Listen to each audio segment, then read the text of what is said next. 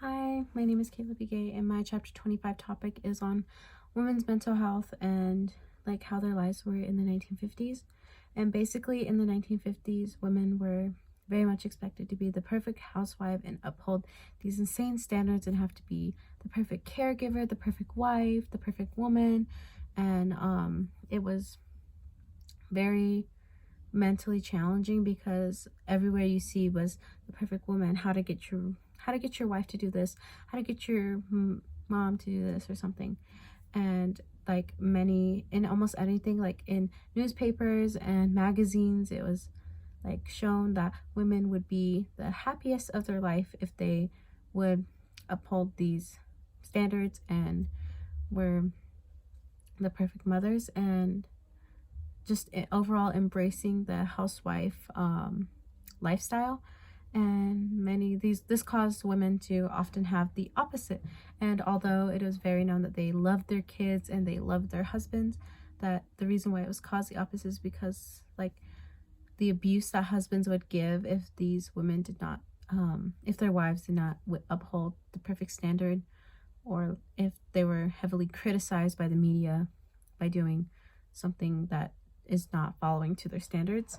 And this caused many women to have like depression and anxiety, and this often led to electroshock therapy. Another thing that was also extremely harsh was women who had postpartum depression after giving birth to their first kid. And during this time, postpartum depression was not a thing at all and was not considered a mental illness. And doctors often diagnosed women with having a nervous disorder or a nervous illness that caused them to be constantly paranoid, or have depression and have anxiety all the time. And so this also sent women to have electroshock therapy.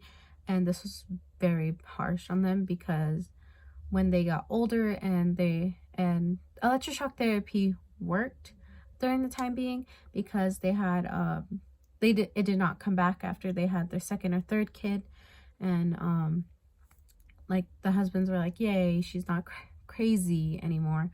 And so this caused like during when they get older, this caused problems because when women got older, they got menopause. And what electroshock therapy does is it harms the brain and ruins the chemical balance inside.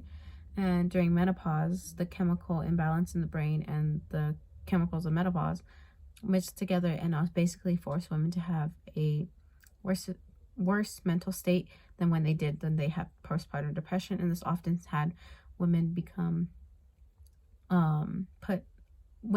be put in psychiatric hospitals or be put on psychiatric medicine that affected them very badly and just ruined their lives. And it also affected a generation of kids because their kids often were told, oh, your mother is crazy by their father, because the thought of having any mental illness was very frowned upon and shunned in a way in the 1950s, because mental illness was not normalized and not considered a normal thing, like especially having anxiety or depression, which is often seen in veterans too during this time because they suffered from a lot during the World War II, and like it was just frowned upon in general to have a mental illness. And yeah.